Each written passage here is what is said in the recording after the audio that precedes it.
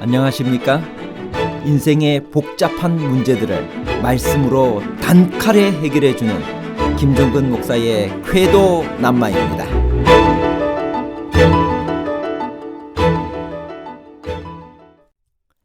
전쟁을 목전에 둔 전사들에게 할례를 받으라는 것은 전쟁을 포기하라는 말인가요? 할례는 신약에 와서 어떤 예식으로 대체되었나요?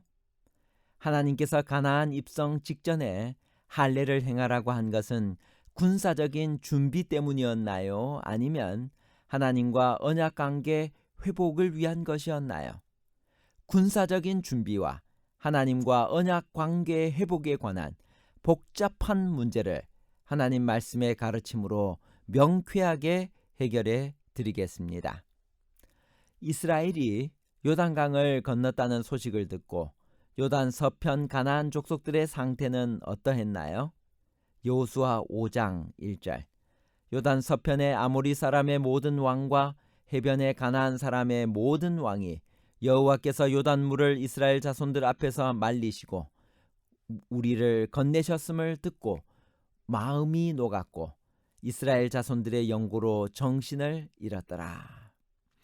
여기서 아모리 사람이란 요단 서편에 거주하고 있는 가나안 사람 전체를 대표적으로 지칭한 말입니다. 그들은 키가 크고 강력한 부족이었지만 하나님이 이끄시는 이스라엘 앞에서 마음이 녹았고 정신을 잃을 지경이 되었습니다. 길갈 진에 머물면서 가나안 정복을 준비하는 이스라엘 백성들이 제일 먼저 한 일은 무엇인가요? 왜 그것이 필요했나요? 여호수아 5장 3절에서 9절까지 있는 말씀입니다. 여호수아가 부싯돌로 칼을 만들어 할례산에서 이스라엘 자손들에게 할례를 행하니라. 9절. 여호와께서 여호수아에게 이르시되 내가 오늘날 애굽의 수치를 너희에게서 굴러가게 하였다 하셨으므로 그곳 이름을 오늘까지 길갈이라 하느니라. 할례는 남자 성기의 표피 맨 끝부분을 잘라내는 행위로 생후 8일째 되는 날에 거행되었습니다. 보통 아버지가 아들의 할례를 집행했습니다. 현대에는 흔히 포경수술이라고 부릅니다. 지금의 포경수술은 위생적인 의미만 있지만 그 당시의 할례는 의식적인 의미가 더 강했습니다. 할례가 처음 시행된 것은 아브라함 때였습니다. 하나님께서는 할례를 하나님과 그 백성들의 언약의 표징으로 삼으셨습니다. 그러나 광야에서 태어난 이스라엘 남자들은 아직 할례를 받지 못했기 때문에 가나안 정복을 앞두고 빠짐없이 할례를 받아 다시 한번 언약의 백성으로서의 표징을 확인하고 결의를 다질 필요가 있었습니다.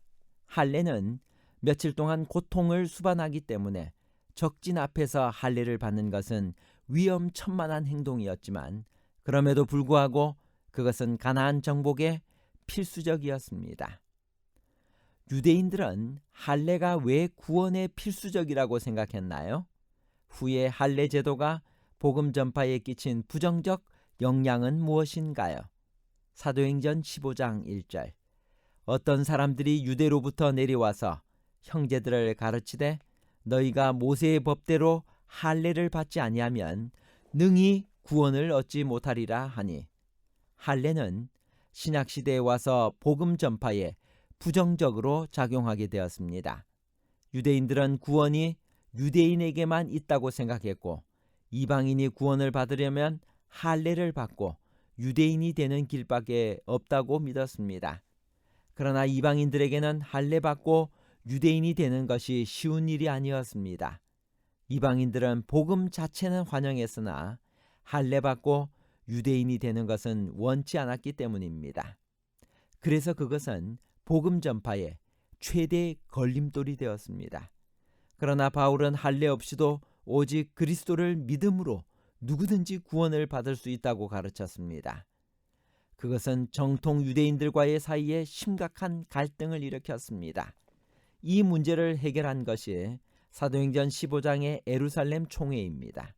총회는 이방인에게 구원의 조건으로 할례를 요구하지 않기로 공식 결의함으로써 이 문제를 해결했습니다.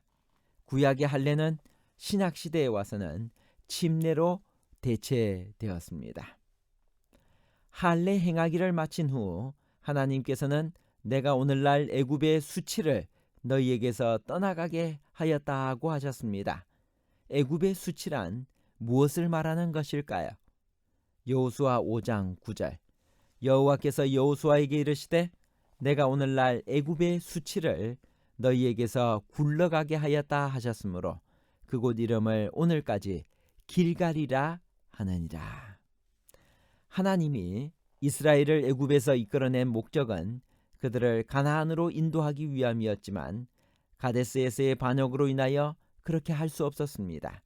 그들에게는 하나님의 선택된 백성으로 구별하는 표인 할례를 받는 것도 허락되지 않았습니다. 할례 의식의 중지는 그들에게 이 언약을 깨뜨렸다는 사실을 끊임없이 증언했습니다. 그들이 언약 밖에 머무르는 한 하나님과 그들의 관계는 마치 애굽을 떠나지 않을 때와 같은 처지에 놓이게 되었습니다. 애굽에서 그들은 노예였고 하나님과의 언약 관계도 희미해져 갔으며 할례도 받지 못했습니다. 요단강을 건넌 지금도 애굽의 수치는 여전히 그들 위에 있었던 것입니다. 요단을 건넌 첫 번째 진친 곳을 길갈, 굴르감이라고 부른 것은 어떤 이유가 있었기 때문인가요? 여호수아 5장 9절 내가 오늘날 애굽의 수치를 너희에게서 굴러가게 하였다 하셨으므로 그곳 이름을 오늘까지 길갈이라 하느니라. 이제 애굽에서 구원받은 것을 기념하는 유월절의 회복과 할례의 재개를 통하여 그 애굽의 수치는 사실상 벗겨졌습니다. 즉 수치가 굴러간 것입니다. 가나안에서 그들이 첫 번째 진쳤던 장소를 굴러감을 뜻하는 길갈이라稱한 것은 애굽의 수치에서 벗어난 것을 기념했습니다. 오늘날 하나님의 백성들에게도 애굽의 수치가 머물러 있습니다. 우리 역시 오래전에 천국에 들어갔어야 했지만 이스라엘처럼 광야에서 방황하고 있습니다. 아직도 안식할 때가 하나님의 백성에게 남아 있습니다. 그러므로 우리는 저 안식에 들어가기를 힘써야 합니다. 길갈에서 이스라엘은 중요한 한 절기를 맞이하게 되었습니다. 그것은 무엇이었으며 시내산을 떠나면서 유월절을 지킨 후에 몇 년 만에 맞이하는 절기였나요?